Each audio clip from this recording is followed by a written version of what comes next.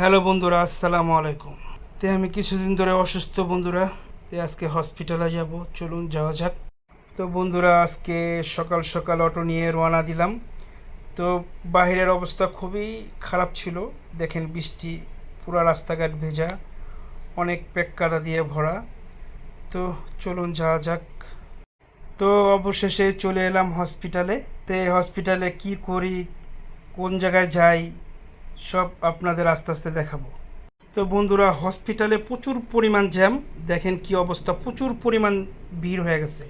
তো এটা নিচতলা ছিল, তাই এত ভিড়। তো আমার এত ভিড় দেখে ভালো লাগলো না, আমি চলে যাব দোতলায়। তো চলে এলাম অবশেষে দোতলায়।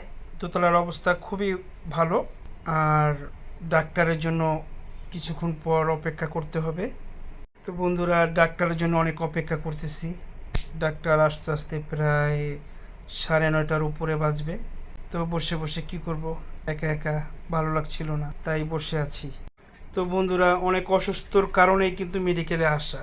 প্রচুর পরিমাণ অসুস্থ ছিলাম, হঠাৎ করে শরীর দুর্বল হয়ে গেল, তাই হসপিটালে আসা। তো বন্ধুরা, দেখি ডাক্তার কটা বাজে আসে। একা একা ভালো লাগছিল না, বসে আছি। তো ডাক্তার দেখানো শেষ, আসলাম কাউন্টারে ওষুধ নেওয়ার জন্য।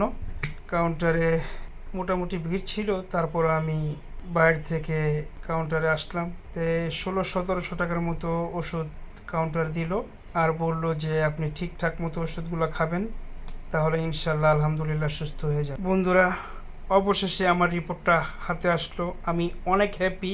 তো আমার যতটুক পরিমাণ ভাবছিলাম অসুস্থ, ততটুক নয়।